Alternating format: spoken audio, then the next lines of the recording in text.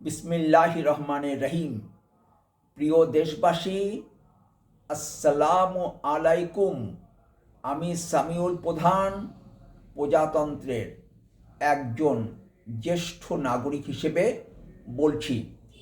1975 সালের 5 November অভ্যুত্থানকারী brigadier Khaled Mosharraf মনোনীত বাংলাদেশের প্রধান বিচারপতি আবু সাদাত মোহাম্মদ সায়েম রাষ্ট্রপতি হিসেবে শপথ গ্রহণ করেন। 6 November brigadier Khaled Mosharraf major general পদে পদোন্নতি নেন এবং সেনাবাহিনীর প্রধান হিসেবে দায়িত্ব গ্রহণ করেন। ওই দিন দেশে সামরিক শাসন জারি হয়, জাতীয় সংসদ বিলুপ্ত করা হয়, সামরিক প্রবিধান দ্বারা সংবিধানের কতিপয় অনুচ্ছেদ আচ্ছাদিত করা হয়।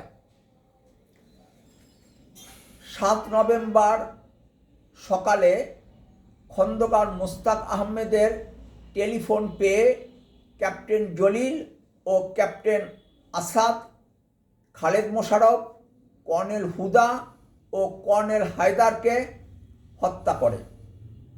7 নভেম্বর সিপাহী জনতার বিপ্লব সংগঠিত হয়।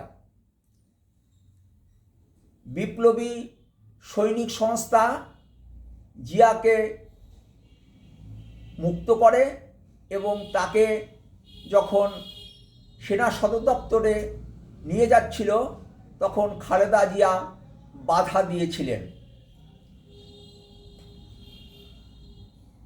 কর্নেল আবু তাহের 8 নভেম্বর জিয়াকে নিয়ে পল্টনে যেতে চেয়েছিলেন, সেখান থেকে যৌথ ঘোষণা দিবেন, কিন্তু জিয়া তাতে রাজি হননি।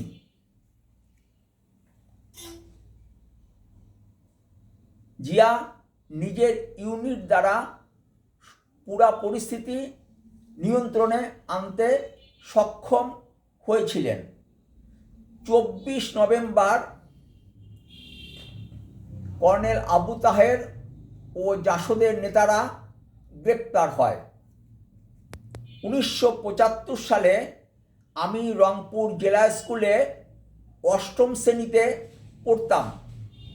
আমি মর্নিং ওয়াক করতাম। 7 নভেম্বর মর্নিং ওয়াক করতে আমি বের হয়েছিলাম। রংপুর সার্কিট হাউসের সামনে গিয়ে পৌঁছে দেখি ক্যান্টনমেন্ট থেকে খোলা জিপ বের হচ্ছে। জিপের উপর দাঁড়িয়ে বিদ্রোহী সৈনিকরা অস্ত্র উঁচিয়ে স্লোগান দিচ্ছে আর জনগণ তাদের পাশে দাঁড়িয়ে আছে।